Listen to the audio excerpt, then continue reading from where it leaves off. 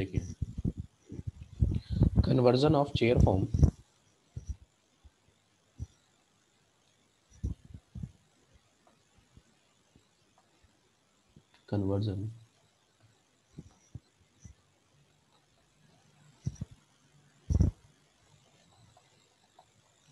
conversion of chair form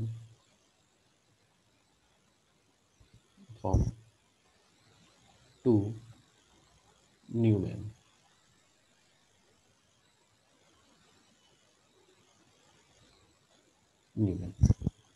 अब देखो ध्यान से, दोनों फॉर्म को बताऊंगा, चेयर फॉर्म को भी न्यूमैन में कन्वर्ट करूंगा और बोर्ड फॉर्म को भी न्यूमैन में कन्वर्ट कर दूंगा। तो देखो चेयर फॉर्म की अगर हम बात करें, देखो ध्यान समझना, जैसे साइक्लोहेक्सेन है, ये साइक्लोहेक्सेन है। साइक्लोहेक्सेन मैं अब ऐसे बना रहा हूँ जैसा कि नॉर्मली बनता है। ओके, तो ये साइक्लोहेक्सेन है आपके पास में, दिस वन। अब इस साइक्लोहेक्सेन को हमें पता है क्या, ये साइक्लोहेक्सेन मैंने जो दिखाया है वो सही नहीं है, क्योंकि अब हमें पता लगने लग गया है कि साइक्लोहेक्सेन प्लेनर होते ही नहीं है। या तो ये चेयर फॉर्म में होगा या ये बोर्ड फॉर्म में होगा। तो मैंने इसकी चेयर फॉर्म आपको दिखा दी है। ठीक है, ये तो चेयर फॉर्म है।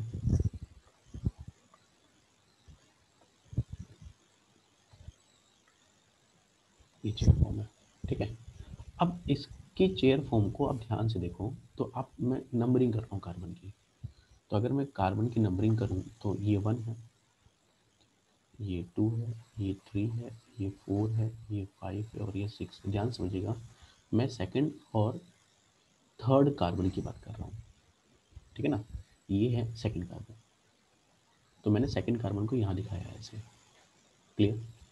इस सेकंड कार्बन पे एक सी ऊपर की तरफ है ना, और 2 H लगे हुए हैं। तो मैंने क्या कर दिया, इस CH2 को ऊपर की तरफ दिखा दिया ऐसे, ठीक है, और 2 H मैंने ऐसे दिखा दिए। इस कार्बन की बात कर रहा हूँ, सेकंड कार्बन की, ये H और ये H, क्लियर। अब इसके पीछे थर्ड कार्बन है, ये थर्ड कार्बन है, तो थर्ड कार्बन पे 2 H लगे हुए हैं, एक CH2 नीचे की तरफ है, तो ये CH2 मैंने नीचे दिखा दिया और ये H मैंने ऊपर दिखा दिया, ठीक है। अब आ जाओ तुम थर्ड के बाद फोर्थ कार्बन, और फोर्थ कार्बन, ये फोर्थ कार्बन हो गया भाई, आप समझो ध्यान से। तो ये फर्स्ट कार्बन है एक तरीके से, ये फर्स्ट कार्बन है, इसके बाद ये सेकंड कार्बन है, पीछे थर्ड कार्बन होगा और फिर ये फोर्थ कार्बन है। उसके बाद इधर की तरफ आ जाओ, यहाँ पर क्या हुआ कि आपके पास कार्बन है। अब इस कार्बन की बात कर रहा हूँ, फिफ्थ कार्बन की, तो फिफ्थ कार्बन तो फोर्थ कार्बन से जुड़ा हुआ है, तो ये ऐसे है, तो इसका एच ऐसे दिखाई देगा, बैक साइड वाला, सॉरी है ये बैक साइड वाला है, तो इसको बैक साइड में रहने दो। इसको ऐसे दिखा देते हैं कि ये पीछे के वाले कार्बन से जुड़ा हुआ है, यहाँ H है और यहाँ पर भी H है, और जो इसका फ्रंट है वो 6 है, तो ये 6 ऊपर वाले फर्स्ट वाले से जुड़ा हुआ है, और यहाँ H और यहाँ H है। तो ये है आपकी, है ना, साइक्लोहेक्सेन की न्यूमैन प्रोजेक्शन। और ये न्यूमैन की कौन सी फॉर्म है बताओ, स्टेगर्ड फॉर्म। बोलो ये सुनो, क्या यस आपको सर। मेरी बात सुन पा रही है। ये यस सर। पीछे वाला 5 है और ये 6 है सामने वाला। तो ठीक, सर एक बार फर्स्ट वाला बता दीजिए। फर्स्ट वाला मतलब क्या बता दूं, देखो ये फर्स्ट कार्बन है, ये फर्स्ट कार्बन है, तो कॉन्फर्मर जो है ना वो यहाँ देख रहा हूँ मैं, 2 और 3 के बीच में और 5 और 6 के बीच में। तो 2, ये फ्रंट कार्बन है 2। अब ये 2 पर, है ना, एक CH2 ऊपर की तरफ लगा हुआ है, तो ये CH2 ऊपर लगा दिया, और स्टेगर्ड फॉर्म बनानी है तो 2 H मैंने ऐसे लगा दिए। फिर पीछे वाले कार्बन पे CH2 नीचे की तरफ है, तो एक CH2 ऊपर एक CH2 नीचे, है ना, तो यही तो स्ट्रक्चर बना पाऊंगा मैं, बोलो। यस सर ठीक है। नेक्स्ट, अगर मैं कहूँ कि मुझे इसकी न्यूमैन फॉर्म बनानी है, किसकी, बोर्ड फॉर्म की, तो अब बोर्ड फॉर्म की बात करते हैं, ठीक है ना, बोर्ड फॉर्म की बात करते हैं। तो जो बोर्ड फॉर्म होती है वो ऐसी है, ध्यान से समझिएगा, ये ऐसी है बोर्ड फॉर्म। अब आपको फिर से काउंटिंग कर लेनी है, काउंटिंग कर लीजिए पहले, क्या ये 1 है, ये 2 है, ये 3 है, ये 4 है, ये 5 है और ये 6 है। तो अगेन 2 और 3 के बीच में बात करनी है और 5 और 6 के बीच में बात करनी है। तो पहले 2 की बात करो। तो ये फ्रंट कार्बन ले लिया 2 मैंने। इसमें क्या हुआ, CH2 ऊपर की तरफ है, कोई दिक्कत नहीं, CH2 ऊपर की तरफ लगा दो। तो H कहाँ आ जाएगा, नीचे, और H नीचे, ठीक है ना। अब थर्ड कार्बन पे भी देखा जाएगा, तो थर्ड कार्बन का भी CH2 ऊपर की तरफ है, तो ये ऐसे बनेगा CH2, और यहाँ क्या आ जाएगा H, और यहाँ कौन आ जाएगा H। अब इधर आ जाइए दूसरी तरफ, 6 और 5 के बीच में, तो 4 कार्बन पीछे की तरफ है, तो फिफ्थ भी कहाँ होगा, पीछे की तरफ, तो ये पीछे की तरफ आ गया, तो इसका H ऐसे आएगा।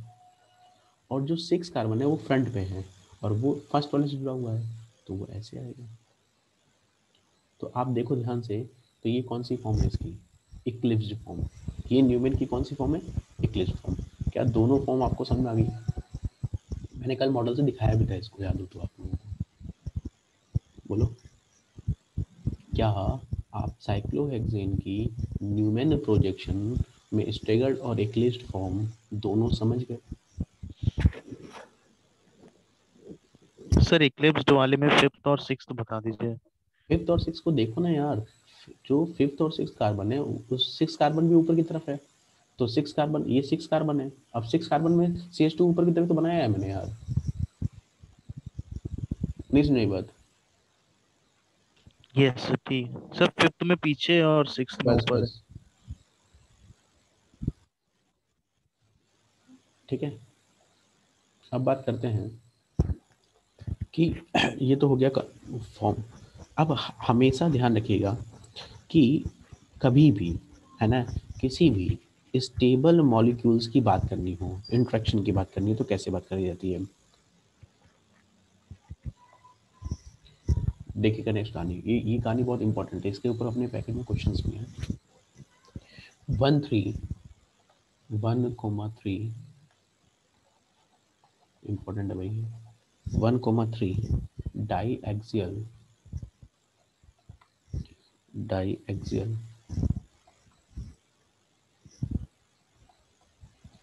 3 डाई एक्सियल इंट्रैक्शन इंट्रैक्शन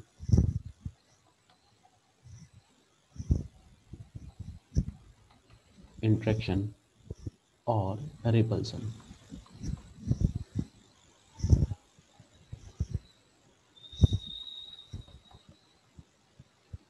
है ना। अब 1 3 पोजीशन में, क्योंकि 1 और 3 कोमा में अट्रैक्शन या रिपल्सन, इंट्रैक्शन भी हो सकता है, रिपल्सन भी हो सकता है। 1 और 3 की बात मैं क्यों कर रहा हूँ, आप अगर लास्ट क्लास की कहानी याद करो थोड़ी सी, तो लास्ट क्लास में मैंने एक बात बताई थी आपको। मैंने आपसे एक बात पूछी थी कि कितने एच ऊपर और कितने एच नीचे हैं, याद आ रहा है आपको? Yes sir. मैंने आपसे पूछा था कि कितने एच ऊपर है, तो आपने कहा था सर ये वाला एच ऊपर है, ये वाला एच ऊपर है और ये वाला एच ऊपर है। तो अगर मैं किसी भी एक कार्बन के रिस्पेक्ट में दूसरे एच की बात करूँ जो ऊपर है, तो बताओ वो कौन से नंबर पर लगा हुआ है उसके रिस्पेक्ट में, बताओ। सेकंड। क्या बात कर रहे हो यार, है ना। सेकंड पे कैसे लगा हुआ है, जैसे ये एच ऊपर है और इधर ये एच ऊपर है, तो ये इसके साथ कौन से नंबर पे है, 1 2, सर थर्ड है थर्ड। ठीक है ना, थर्ड नंबर पे है। मैं इसीलिए उसमें दिखाया क्योंकि उसमें थोड़ा कॉम्प्लिकेटेड इसलिए था, वो भी थर्ड नंबर पे ही है। तो ये जो थर्ड नंबर वाली कंडीशन है, फर्स्ट के रेस्पेक्ट में थर्ड, अच्छा, थर्ड के रेस्पेक्ट में जो दूसरा देखोगे ना, वो भी थर्ड नंबर पे आएगा। देखो, थर्ड के बाद फोर्थ और फिफ्थ नंबर का एच ऊपर है, यही तो 3 एच ऊपर है। तो इनके बीच में अट्रैक्शन भी हो सकता है और रिपल्सन भी हो सकता है। तो ये क्या करते हैं, अगर मैं किसी भी बल्की ग्रुप को 1/3 पोजीशन पे, है ना, लगाता हूँ इक्वेटोरियल के, तो इनके बीच में बहुत ज़्यादा क्या जाता है, बहुत ज़्यादा क्लोज होने की वजह से हाईली रिपल्सिव हो जाते हैं, ये रिपल्सिव हो जाते हैं। और इस रिपल्सन की वजह से मॉलिक्यूल्स की स्टेबिलिटी क्या हो जाती है, कम हो जाती है। तो कभी भी बल्की ग्रुप जो होता है ना, वो कहाँ नहीं लगाना होता है, एक्सियल फॉर्म पे नहीं लगाना होता है। हमेशा बल्कि ग्रुप कहाँ लगाया जाता है, इक्वेटोरियल फॉर्म में, इक्वेटोरियल है ना। उससे प्रोडक्ट की स्टेबिलिटी क्या हो जाती है, बढ़ जाती है। बढ़ जाती ठीक है, तो इसी चीज़ को अपने को यहाँ पर समझना है, यही मेरी हेडिंग थी। ठीक है, देखिए ध्यान से, तो यही मैंने हेडिंग लिखा है कि 1,3 डाईएक्सियल, है ना, डाईएक्सियल इंट्रैक्शन और रिपल्सन। ऐसा नहीं है कि कोई पास में है तो अगर कोई इलेक्ट्रोस्टैटिक फोर्स ऑफ अट्रैक्शन या हाइड्रोजन बॉन्डिंग है तो स्टेबिलिटी बढ़ा देगा, और अगर कोई अट्रैक्शन नहीं है तो उसके बीच में रिपल्सन भी होगा, क्योंकि मिनिमम डिस्टेंस है तो वो स्टेबिलिटी को घटा भी देंगे। तो हमें इन दोनों चीज़ों को अब समझना है कि कब हमें, है ना, इंट्रैक्शन कराना है और कब हमें इसके अंदर रिपल्सन कराना है। ठीक है ना। तो जैसे मान लीजिए कि हमारे पास ये कैटेगरी है, ध्यान से देखेंगे आप, ये कैटेगरी है। अब इसमें ये वाला जो हाइड्रोजन है वो मेरा कौन सा हाइड्रोजन है, एक्सियल का, है ना। ये हाइड्रोजन भी किसका है, एक्सियल का, और ये हाइड्रोजन किसका है, एक्सियल का। अब मैंने यहाँ तो H लगाया एक्सियल पे, यहाँ R लगा दिया। अब R क्या है, R is a bulky group. तो अगर R बल्की ग्रुप है तो जब मैं इसको फ्लिप कराऊंगा, मैं फ्लिपिंग कराते हैं इसके अंदर, जब मैं इसको फ्लिप कराऊंगा तो मुझे पता था कि फ्लिपिंग में जो ऊपर वाला ग्रुप होता है वो नीचे की तरफ आता है और जो नीचे वाला होता है वो ऊपर की तरफ चला जाता है। तो मैंने इसमें फ्लिप कराया, ये मैंने फ्लिप कराया। तो जब मैंने इसको फ्लिप कराया तो जो आर ऊपर था, अब वो आर कहाँ चला गया भाई, ये एक्सियल पोजीशन थी, तो आर कहाँ चला गया बताओ, इक्वेटोरियल पे चला गया, इक्वेटोरियल पे चला गया। और ये जो दोनों एच थे, ये दोनों एच भी बताओ कहाँ चले गए, एक्सियल पे चले जाएंगे, सॉरी इक्वेटोरियल पे चले जाएंगे, इक्वेटोरियल पे चले जाएंगे। है ना। ये बन जाएगा ऐसा। अब इस सिचुएशन पे मेरे पास दो फॉर्म है ना, कि एक तो स्ट्रक्चर नंबर फर्स्ट है और एक स्ट्रक्चर नंबर सेकंड है। तो बताओ structure first and structure second में which one is more stable, second, second. Second. तो हम ये कहेंगे कि इसमें जो के इक्विलिब्रियम होगा, जो के इक्विलिब्रियम होगा, क्या वो फॉरवर्ड डायरेक्शन में जाएगा, तो क्या वो ग्रेटर देन वन हो जाएगा, यस सर। है ना। ये यस सर। ध्यान रखिएगा, है ना। तो हम यहाँ लिख देते हैं इफ बल्कि ग्रुप, बल्कि ग्रुप, बल्कि group present, present in axial position, axial position, then it have high repulsion,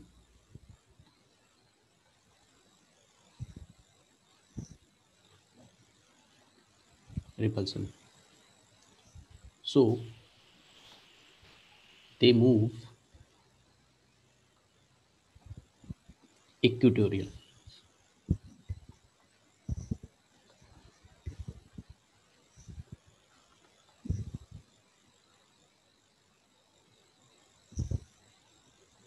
equatorial,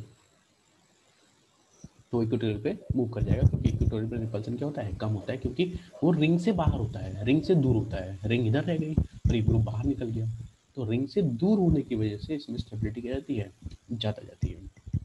अच्छा सोचो, अगर मैंने इस क्वेश्चन को ऐसे लिखा होता, इसी फॉर्मेट को मैंने ऐसे लिखा होता, कैसे, फिर से देखिएगा, मैंने इसको ऐसे लिखा, यहाँ लिखा आर, यहाँ लिखा एच, और फिर मैंने इसको ऐसे कर दिया,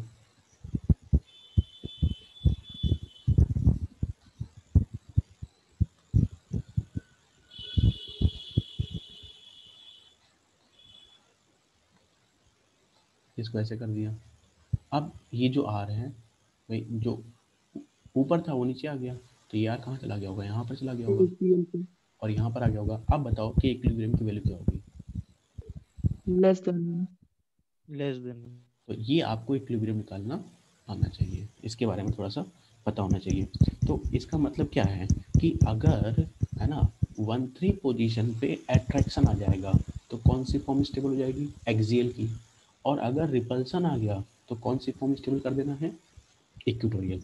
तो मैं आप, हाँ, तो मैं आपको बता देता हूँ कि किस किस के लिए कैसे कैसे वैल्यू निकाली जाएगी, ठीक है। तो अगर मान लीजिए कि हमारे पास क्वेश्चन है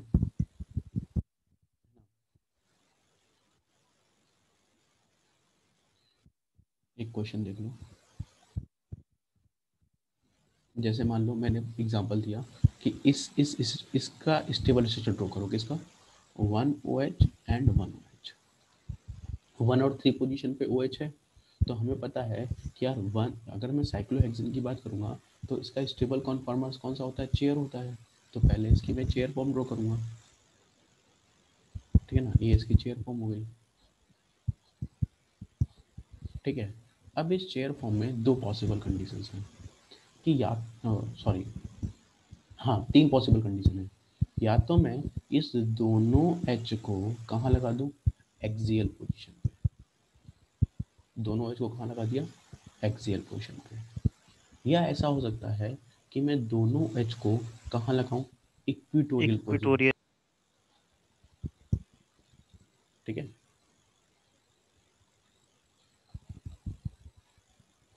ये या ऐसा भी हो सकता है कि मैं इसमें से एक एक्सियल और एक को कहाँ रख दूं, इक्विटोरियल पे। तो अब मुझे बताओ कि इन तीनों में सबसे ज़्यादा स्टेबल फॉर्म कौन सी है।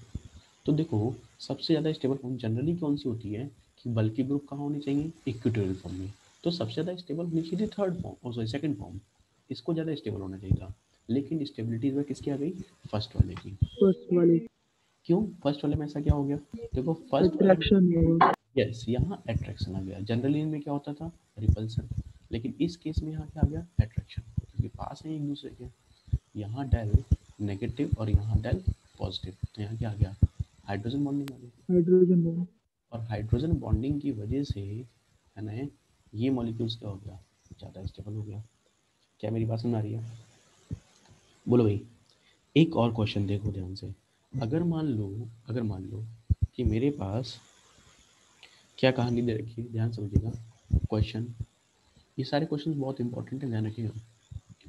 तो अगला क्वेश्चन जो दिया है मैंने वो ये वाला स्ट्रक्चर दे दिया मैंने आपको, ये वाला 1,4 डाइऑल, साइक्लोहेक्सेन 1,4 डाइऑल। यार तो साइक्लोहेक्सेन 1,4 डाइऑल की बात करें तो यहाँ पर कौन सी फॉर्म ज़्यादा स्टेबल होगी, तो हमने कहा कि देखो ऐसा है कि स्टेगर्ड फॉर्म ज़्यादा स्टेबल होता है, मतलब चेयर फॉर्म ज़्यादा स्टेबल होती है। अब चेयर फॉर्म में OH अगर मैं यहाँ लगाता हूँ, है ना, और यहाँ भी लगाता हूँ, तो हाइड्रोजन बॉन्डिंग की कोई गुंजाइश ही नहीं है, अगर एक एक्सियल एक इक्वेटोरियल पे है। अच्छा अगर मैं दोनों के इक्वेटोरियल पे लगाता हूँ तो भी हाइड्रोजन बॉन्डिंग की कोई गुंजाइश नहीं है ना, एक OH इधर है और एक OH इधर है। अच्छा दोनों को एक्सियल पे लगा देता हूँ तो भी कोई गुंजाइश नज़र नहीं आ रही है हमें, कि है ना, क्योंकि ग्रुप भी बहुत दूर दूर रखे हुए हैं, है ना, दोनों एक्सियल का मतलब क्या है कि एक ऊपर की तरफ एक नीचे की तरफ, तो ये तो हाईली अनस्टेबल कंडीशन है। तो कुल मिलाकर के ये 3 फॉर्म मैंने बनाई, इसमें बहुत ज़्यादा इंट्रैक्शन नज़र नहीं आ रहा है, तो मैंने साइक्लोहेक्सेन की बोर्ड फॉर्म बना ली।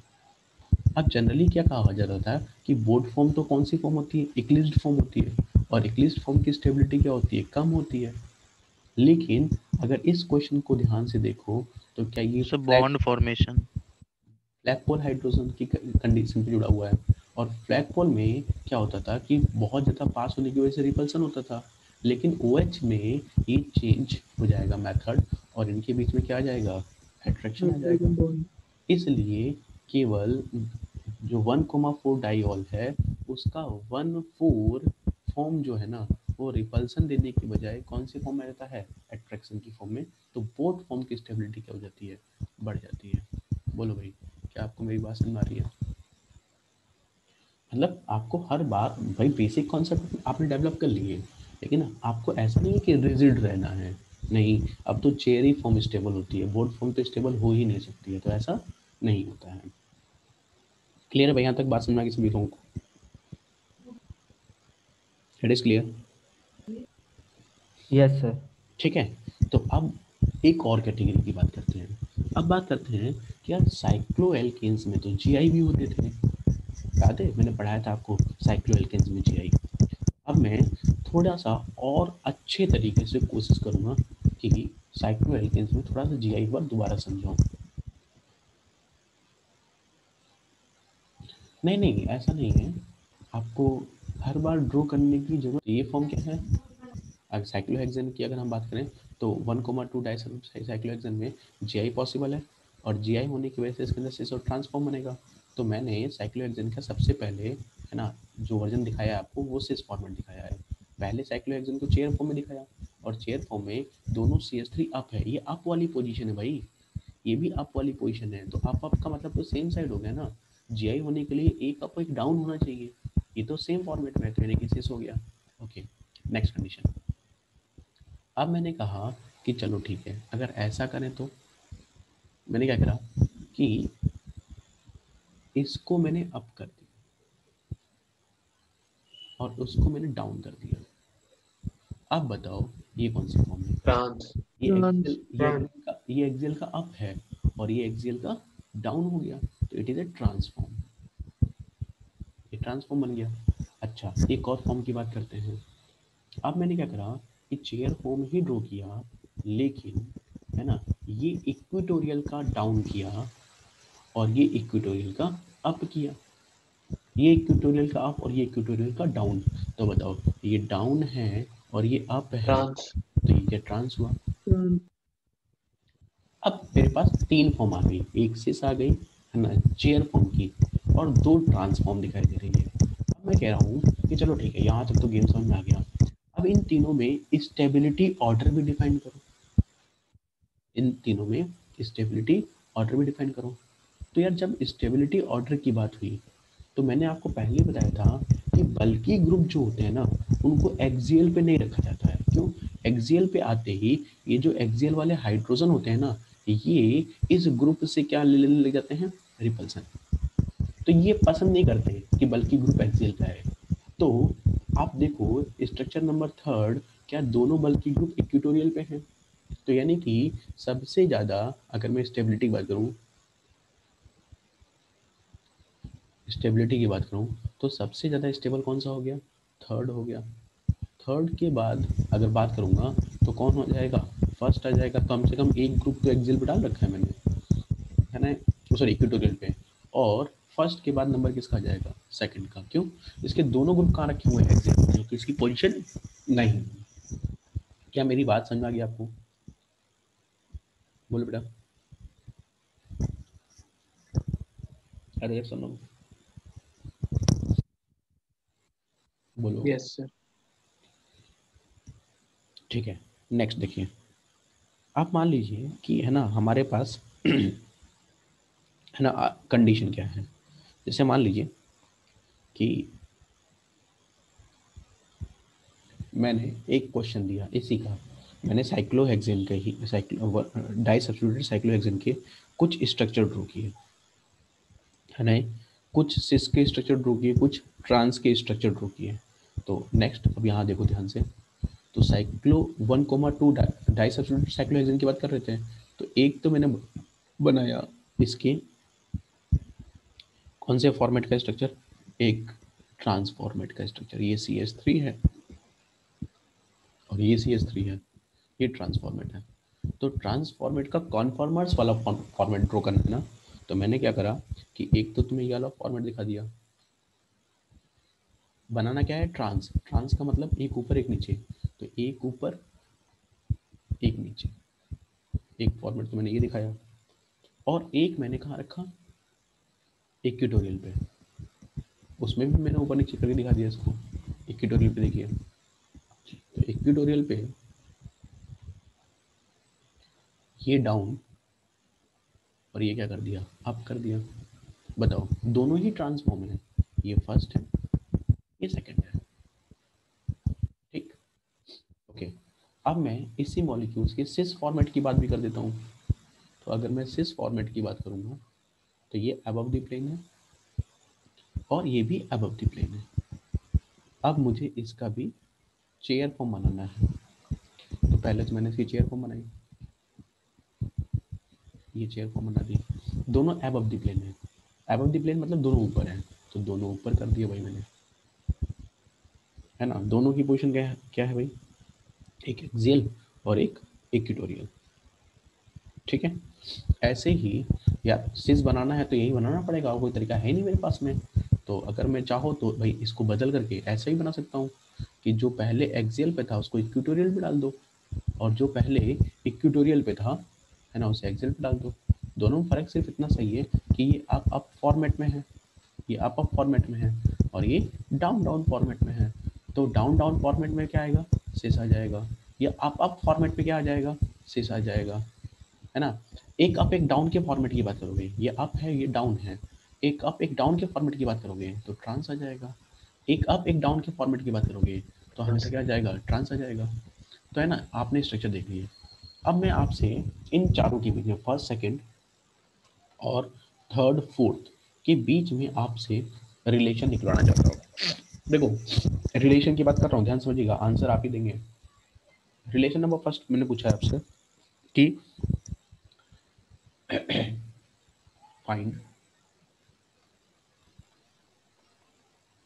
Find relation.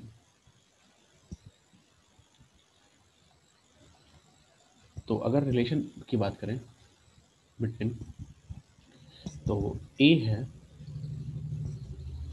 First and second के बीच में क्या रिलेशन है, बी है कि सेकंड और थर्ड के बीच में क्या रिलेशन है, और थर्ड और फोर्थ के बीच में क्या रिलेशन है, थर्ड एंड फोर्थ के बीच में क्या रिलेशन है। बताओ भाई जल्दी से। सर स्क्रॉल कर दीजिए। एक सेकंड लीजिए। तो ये क्या है, कॉन्फर्मेशन, इसके अंदर कॉन्फर्मर्स है ये, है ना, इट इज़ अ कॉन्फर्मर्स। दोबारा बोल देता हूँ, देखो अगर ध्यान से आप देखिए इसके अंदर, तो जो फर्स्ट और सेकंड है उसमें जो एक्सियल पोजीशन थी वो फ्लिप करके कहाँ पहुंच गई है, इक्वेटोरियल पे। और यानी कि फ्लिप वर्ड यूज कर रहा हूँ, तो फ्लिपिंग ही तो कॉन्फर्मर्स का बेसिक कॉन्सेप्ट है। तो यानी कि फर्स्ट और सेकंड एक दूसरे के क्या है बताओ, कॉन्फर्मर्स हैं। क्या मेरी बात से एग्री कर रहे हो?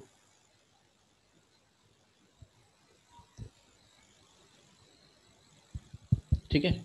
अच्छा यस सेकंड सर। सेकंड और थर्ड की बात करूं, तो सेकंड और थर्ड तो साफ दिखाई दे रहा है यार, एक ट्रांस एक सिस है। तो सिस ट्रांस क्या होते हैं, they are the geometrical isomers. तो यानी कि सेकंड थर्ड क्या है, दे आर जीआई, ये GI। ज्योमेट्रिकल आइसोमर्स हैं। फिर मैंने कहा कि थर्ड और फोर्थ क्या है, तो थर्ड और फोर्थ फिर फ्लिप कर रहे हैं, देखो जो, सर कॉन्फर्मर्स। कॉन्फर्मर्स। यानी कि वो कॉन्फर्मर्स हैं। तो आपको मेरी बात समझ में आ गई कि आपको कैसे पता लगेगा कि कॉन्फर्मर्स आ गया, तो फ्लिप करना चाहिए, है ना, अदरवाइज उसमें जीआई भी पॉसिबल हो सकता है। ठीक है। तो अच्छा एक और क्वेश्चन इसमें ऐड कर देते हैं। अगर मैं पूछूं आपसे कि यार फर्स्ट सेकंड थर्ड फोर्थ में स्टेबिलिटी ऑर्डर बताओ, फर्स्ट सेकंड थर्ड फोर्थ में स्टेबिलिटी ऑर्डर बताइए, find find stability order, stability order. तो तुम क्या कहोगे, सबसे ज्यादा स्टेबल मैंने क्या कहा था कि कहाँ होना चाहिए, इक्वेटोरियल। इक्वेटोरियल पे। तो इक्वेटोरियल। फोर्थ। इक्वेटोरियल पे कौन सा वाला है, इक्वेटोरियल पे कौन सा वाला है, सर Second. सेकंड। सेकंड वाला। इक्वेटोरियल पे सेकंड वाला है तो सेकंड को आगे कर दीजिए। सेकंड के बाद आप चेक करिए कि जो फर्स्ट वाला है वो तो दोनों ही एक्सियल है, तो फर्स्ट यस वाले को तो आप सबसे पीछे लगा दीजिए, और थर्ड को और फोर्थ को देखोगे तो ये तो लगभग क्या है, सेम है। Sir Same. सेम है। क्या मेरी बात आपको समझ में आ गई बेटा? बोलो भाई, क्या ऑर्डर समझ में आ गया? Yes sir. अच्छा, अब मैं आपको क्या कर रहा हूँ, एक स्ट्रक्चर दे रहा हूँ, है ना। अब उस स्ट्रक्चर के अंदर मैं आपसे स्टेबिलिटी ऑर्डर पूछूंगा, ठीक है ना। उस स्ट्रक्चर में आपसे स्टेबिलिटी ऑर्डर पूछूंगा। जरा देखिए क्वेश्चन एक बार ट्राई करिएगा सभी लोग, है ना। क्वेश्चन है arrange arrange in decreasing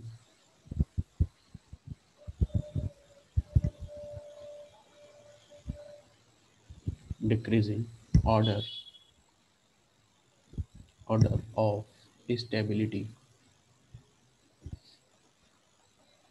stability, ठीक है। और सबसे पहला है दिस वन,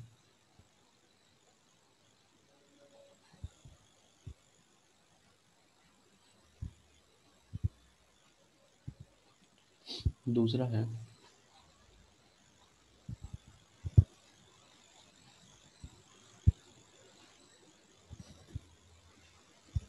तीसरा है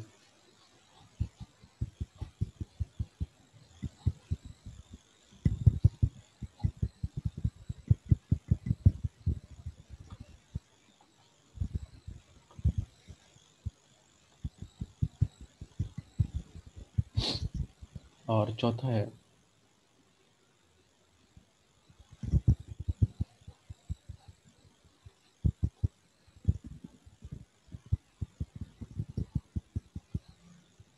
चलिए मैं सॉल्व कर देता हूँ।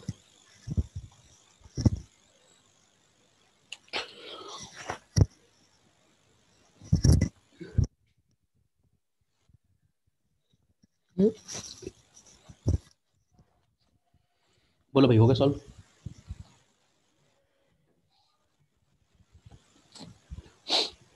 चलिए मैं समझाता हूँ आपको। देखो, पहली वाली सिचुएशन को ध्यान से देखो, तो ये पोजीशन बताओ कौन सी है? अब sir Visual.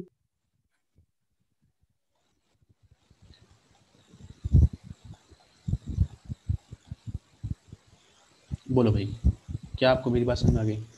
Yes, Yes, sir. Second और थर्ड। अब ये सोचो कि मैंने क्या कहा था कि जो इक्विटोरियल है, बल्कि ग्रुप की वही पोजीशन है। तो जब बल्कि ग्रुप की पोजीशन इक्विटोरियल है, तो ऐसा कौन सा स्ट्रक्चर है जिसमें बल्कि ग्रुप सिर्फ इक्विटोरियल पोजीशन पर रखे हुए हैं? थर्ड। Third. Third. तो थर्ड वाला सबसे ज्यादा स्टेबल हो गया। Yes, sir. थर्ड के बाद नंबर किसका आएगा बताओ? आप समझो Second. ध्यान से। अच्छा, सेकंड क्यों? तुमने सेकंड क्यों बोल दिया? क्योंकि सेकंड वाला बल्कि ग्रुप जो है, जो बड़ा वाला है, वो इक्विटोरियल पे आ गया, जबकि फोर्थ वाले में छोटा वाला इक्विटोरियल पे आ गया। तो यार जब मौका मिल रहा है तो बड़े वाले को इक्विटोरियल पहुंचाओगे, तो इसलिए सेकंड आ जाएगा। सेकंड के बाद कौन सा आ जाएगा बताओ? Fourth. फोर्थ। और फोर्थ के बाद First. कौन आ जाएगा? फर्स्ट। तो क्या आपको स्टेबिलिटी निकालना समझ में आ गया? Yes.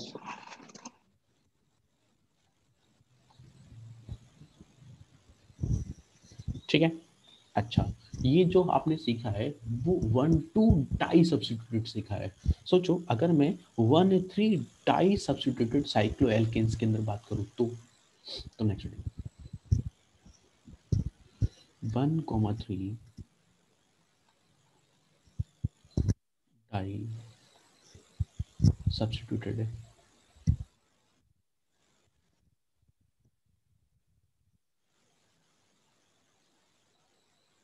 Substituted cyclohexane.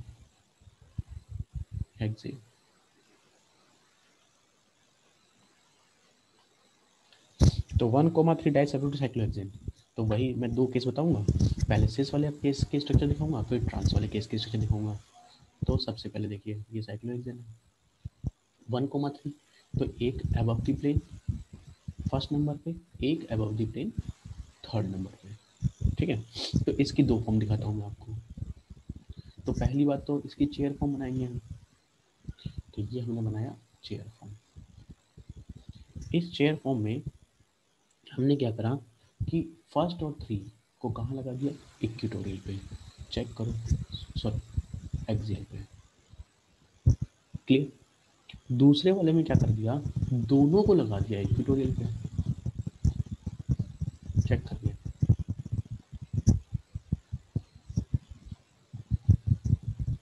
ठीक है, क्या मेरी बात समझ आ रही है? क्या दोनों सिस फॉर्म है? देखो ध्यान से, क्या ये अप है, क्या ये अप है? तो क्या ये सिस है? यस और नो? सिस फॉर्म तो दी गई थी। और ये डाउन है और ये डाउन है, तो बताओ डाउन डाउन फॉर्म कौन सी बनेगी? सिस। Yes. ठीक, ओके। अगर मेरे को ट्रांसफॉर्म दी गई है इसकी, तो ट्रांसफॉर्म का मतलब क्या है कि ये अबव द प्लेन है और ये बिलो द प्लेन है। अब इसकी स्टेबल कॉन्फॉर्मर्स की अगर मैं बात करूंगा, तो सबसे पहले देखिए, ये रही कहानी। तो यानी कि अप डाउन डाउन पे तो सिस बन जाता है, तो एक अप एक डाउन करना पड़ेगा मुझे। तो यहाँ पर अप कर दिया और यहाँ डाउन कर दिया।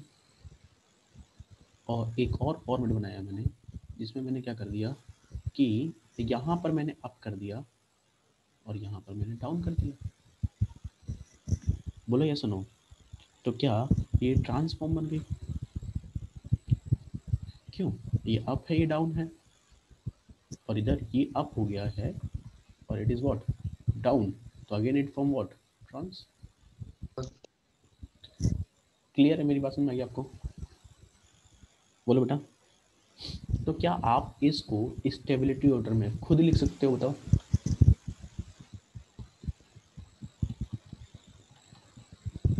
स्टेबिलिटी ऑर्डर कोई बताएगा जल्दी से आंसर? सर सेकंड होगा sir, Sir, second maximum. Second के or बाद third third or fourth fourth six, approximately equal. First है, मिनिमम। और फर्स्ट मिनिमम। बोलो भाई, क्या सभी को मेरी बात समझ आ गई? बोलो, अरे ऐसा नो बेटा, ठीक है, कर लोगे क्वेश्चंस? ओके, तो मैं क्या 1,4 डाई सब्स्टिट्यूट बताऊं, या आप क्वेश्चंस कर सकते हैं सॉल्व? जैसे मान लीजिए कि मैं आपको है ना कुछ स्ट्रक्चर दे रहा हूँ, आपको उनका है ना स्टेबल कॉन्फॉर्मर्स ड्रॉ करना है। ठीक है, क्वेश्चन देखिए, ड्रॉ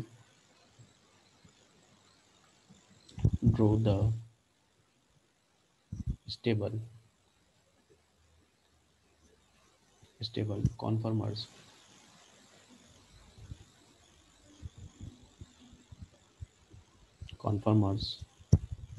of following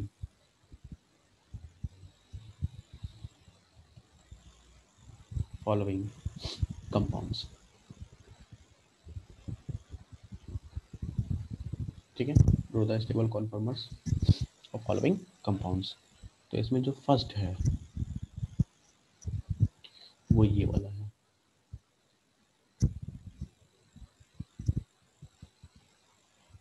एक ही स्ट्रक्चर ड्रॉ करना है जो सबसे ज़्यादा स्टेबल होगा बस। ठीक है,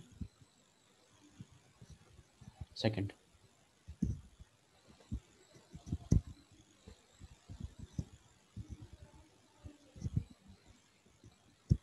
C2H5 CS3 CS3 3। थर्ड की अगर हम बात करेंगे तो this one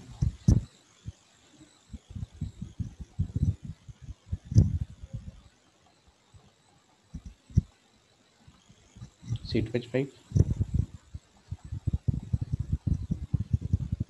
CS3 and CS3। ठीक है, और फोर्थ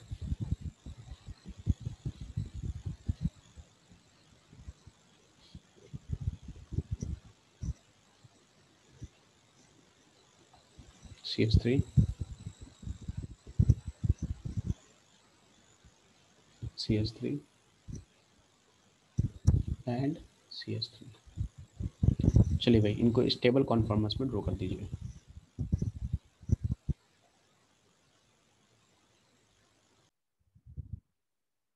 कि चेयर को बना लो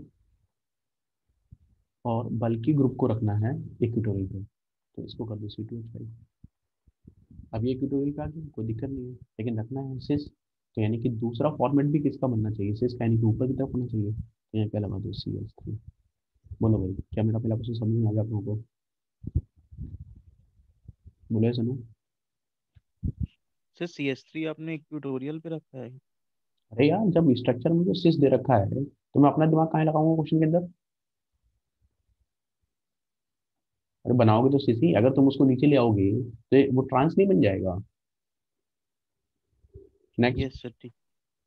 नेक्स्ट कंडीशन की बात करोगे तो फिर देखो ध्यान से, सबसे पहले जो बल्कि ग्रुप है पहले उसको पकड़ लो, बल्कि ग्रुप कौन, C2H5। तो C2H5 को उठा के ले आओ कहाँ पर, इक्वेटोरियल पे। अब C2H5 के रेस्पेक्ट में थर्ड कार्बन, यानी कि 1 2 3 यहाँ पे पहुंच गए तुम। अब इस पर अगर तुम बात करोगे, नीचे जा सकते हो, इधर भी जा सकते हो, आपकी मर्जी है, तो चलो मैं इधर चला जाता हूँ। तो 1 2 3, तो वो क्या है, सिस है, तो यानी कि अगर ये डाउन है तो सिस, ये सॉरी ट्रांस है, तो अगर वो ये डाउन है तो उसको क्या होना पड़ेगा, अप करना पड़ेगा, तो इसका सीएस कहाँ चला जाएगा, ऊपर चला जाएगा। और इसके रेस्पेक्ट में ये ट्रांस है, तो अगर ये ट्रांस है, अगर ये ट्रांस है, तो अगर ये अप हुआ है तो ट्रांस बनने के लिए इसे क्या होना पड़ेगा, डाउन होना पड़ेगा। क्या मेरी बात सुन रही है? बोलो भाई, यहाँ आ जाइए। Yes sir. अगर इसकी बात करी जाए तो इसके रेस्पेक्ट में सबसे पहले और सबसे बल्कि ज़्यादा बल्कि ग्रुप कौन सा है, C2H5 है। तो C2H5 को कहाँ ले आइए आप, कौन से फॉर्मेट में ले आइए बताइए, बल्कि ग्रुप है तो इक्विटोरियल पे ले आए, तो क्या बन जाएगा, C2H5। अब C2H5 के रेस्पेक्ट में आप देखिए सिस है, तो यानी कि डाउन है तो इसको भी सिस करना पड़ेगा, तो ये भी डाउन हो गया। और ये ट्रांस है तो इसको क्या करना पड़ेगा, ट्रांस भाई ये क्या है, ट्रांस है, तो यानी कि इसको कहाँ करना पड़ेगा, ऊपर की तरफ करना पड़ेगा। तो इसकी फॉर्म जो बनेगी कैसे बनेगी, दिस वन, दिस वन। यहाँ बात करेंगे, इसमें बात करेंगे तो पहले चेयर फॉर्म बनाइए, फिर सबसे पहले इक्विटोरियल, इसके रेस्पेक्ट में सब ऊपर हैं, यानी कि सिस साइड में है, ये डाउन कर दिया, तो अब इसके थर्ड के रेस्पेक्ट में क्या करना पड़ेगा आपको, डाउन करना पड़ेगा, और इसके थर्ड के रेस्पेक्ट में भी क्या करना पड़ेगा, डाउन करना पड़ेगा, तो ये आ जाएगा आंसर। बोलो भाई, क्लियर हो गया? हाँ भाई, तो अगर हम स्ट्रक्चर नंबर फर्स्ट की बात करें तो टेक्निकली हमने थोड़ी सी गलती कर दी है कि हमने 1 2 की जगह, हमने क्वेश्चन दिया था 1 3, हमने 1 1 2 कर दिया है, तो कोई दिक्कत नहीं है, हमें क्या करना है, 1 3 कर देना है। तो इस क्वेश्चन को मैं चेंज कर दे रहा हूँ, ठीक है ना, ये लीजिए, चेंज कर देते हैं इसको। ये है हमारे पास में चेयर फॉर्म, तो हमने C2H5 को कहाँ रखा है, कहाँ रखा है, इक्विटोरियल, तो यहाँ C2H5 इक्विटोरियल पे आ गया। और बनाना कौन सी फॉर्म है, सिस, तो अगर ये डाउन है, अगर ये डाउन है तो उसको भी क्या होना पड़ेगा, सिस फॉर्म में आने के लिए डाउन, तो इसके रेस्पेक्ट में 1 2 एंड 3, और 1 3 पर CH3 का एसिड बनाना है, तो यहाँ भी क्या कर दो, नीचे की तरफ कर दो, तो ये क्या बन जाएगा, सिस। अब क्लियर है? Yes sir. चलिए भाई, तो ये कहानी खत्म हो गई हमारी, है ना, कॉन्फर्मर्स की, ये कहानी कॉन्फर्मर्स की कहानी खत्म हो गई। अब देखो एक छोटा सा पॉइंट है ना, टोटोमेरिज्म। वैसे तो मैं टोटोमेरिज्म को क्या करना चाहता था, next study tautomers.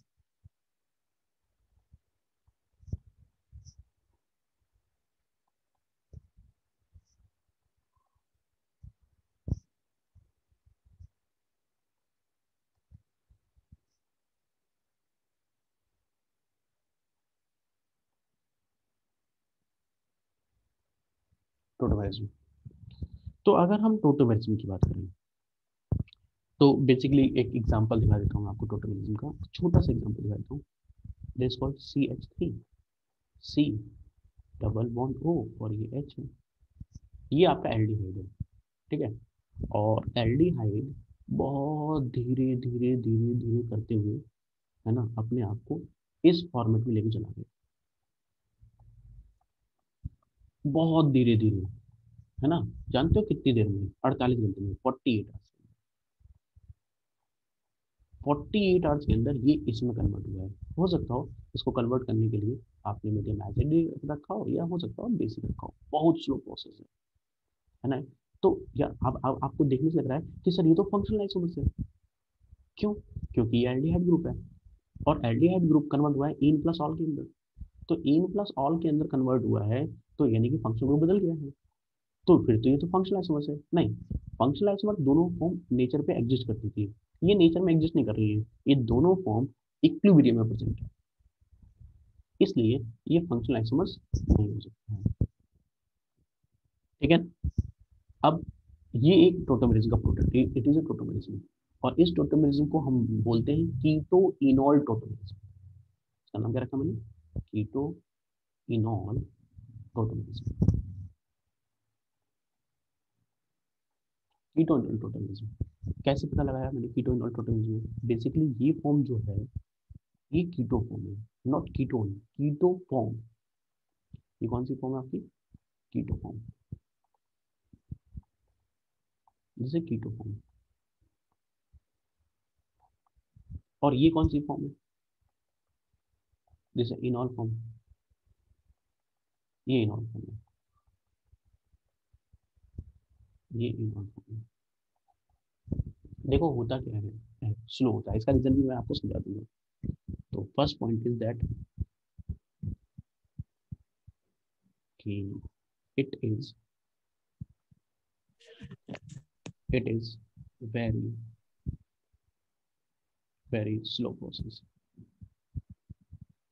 very slow process। ये एक बहुत स्लो प्रोसेस है।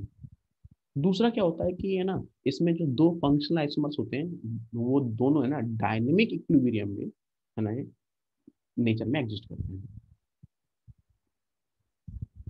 To functional isomers,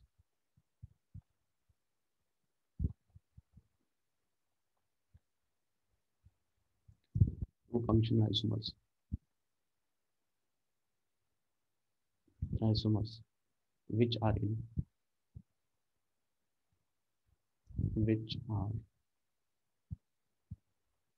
in dynamic equilibrium,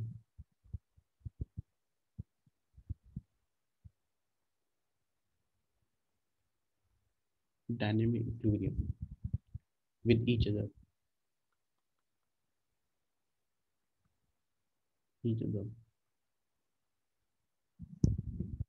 are known as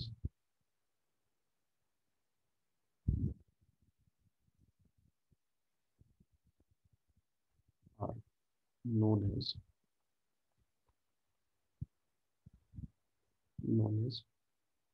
tautomers.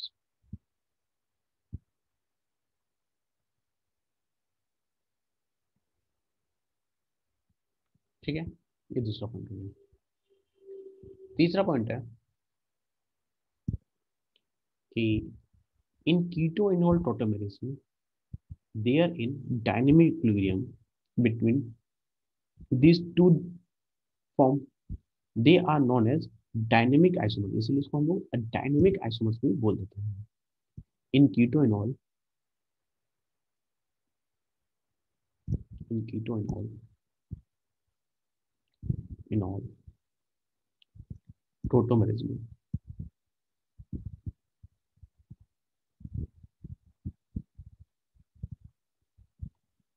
टोटोमेरिस में there is a there is a dynamic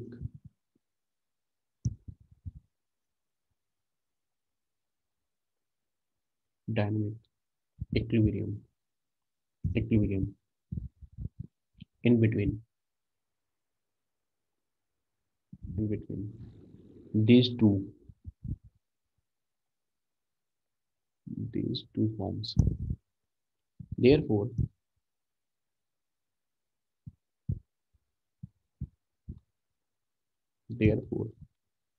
it is also known as it is also known as dynamic equilibrium, क्योंकि equilibrium में exist करता है इसलिए हम dynamic equilibrium में कर लेते हैं।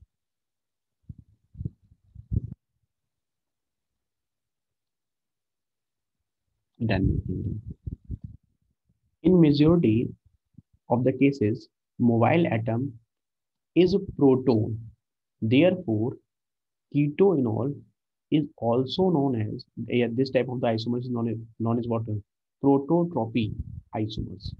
क्योंकि इसमें जनरली क्या प्रोटोन, अगर आप ध्यान से देखोगे ना तो ट्रांसफर प्रोटोन का हुआ है, यहाँ से एक एच निकला है और वो एच यहाँ पर पहुंचा है, और एच क्या होता है, प्रोटोन होता है, तो प्रोटोन ट्रांसफर भी होता है इसके अंदर नॉर्मली बहुत सारे केसेस में। ऐसा नहीं है कि मतलब सब में होता है, लेकिन मोस्ट ऑफ केसेस में हम इसी की ज़्यादा बात करते हैं। तो हम इसको लिख देते हैं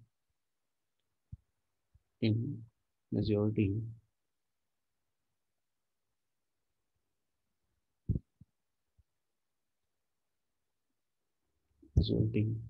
of cases mobile atom,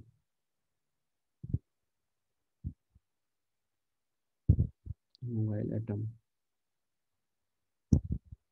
is proton,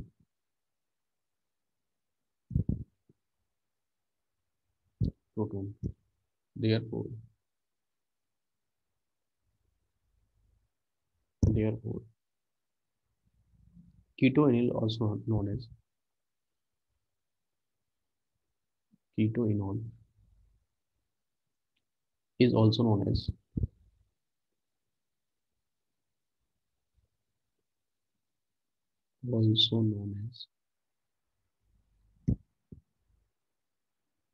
prototropy,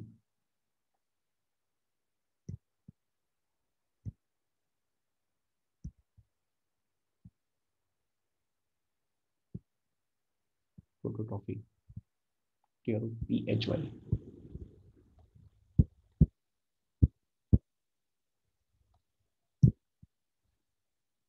prototropy।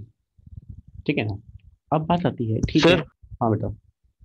Sir third sir third एक बार पॉइंट देख लीजिए सर, लास्ट लाइन उसकी। सर आपने दो दो बार एक ही स्टेटमेंट लिख दिया। मैंने लिखा in keto enol proton there is a dynamic equilibrium in between these two form, therefore it is also known as dynamic equilibrium. यार वो डायनेमिक इक्विलिब्रियम में रहता है ना। डायनेमिक इक्विलिब्रियम आइसोमर्स बोल दो उसको, आइसोमर्स, ठीक है ना। मतलब कीटोइनॉल जो होता है वो क्या है, कीटोइनॉल प्रोटोन डायनेमिक इक्विलिब्रियम में रहता है, और इसी वजह से इसको हम लोग डायनेमिक इक्विलिब्रियम आइसोमर्स भी बोल देते हैं। नहीं सुना एक बात, ये सर अब आ गई। ठीक है ना। अब समझिए ध्यान से कि ये जो टोटोमेरिज्म होता है ना, ये टोटोमेरिज्म होता कैसे है। अब ये है गेम इसका कि यार आप कराते कैसे हैं इसको। तो जनरली क्या है, ये जो टोटोमेरिज्म होता है वो हम लोग, अगर हम एकदम सिंपलेस्ट बात करें तो जनरली इसको हम लोग एसिडिक मीडियम में या बेसिक मीडियम में ज़्यादा अच्छे तरीके से समझते हैं। ठीक है, तो सबसे पहले बात करते हैं बेस कैटेलाइज्ड टोटोमेरिज्म। ये यही बस है ना, थोड़ी सी दिक्कत करता है। बेस कैटेलाइज्ड,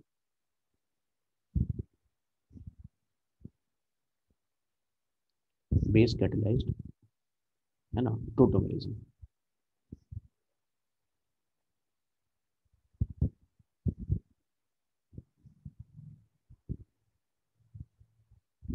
अब बेस कैटेलाइज्ड टोटोमेरिज्म क्या है, मतलब टोटोमराइजेशन कराना है लेकिन इन प्रेजेंस ऑफ बेस कराना है। अगर आप ध्यान से देखो, जब मैंने पहली रिएक्शन लिखी थी ऊपर, तो मैंने वहाँ लिखा था या तो H प्लस एन होगा या OH नेगेटिव एन होगा। तो ये एसिडिक मीडियम को एक्सप्लेन करता है और ये बेसिक मीडियम को एक्सप्लेन करता है।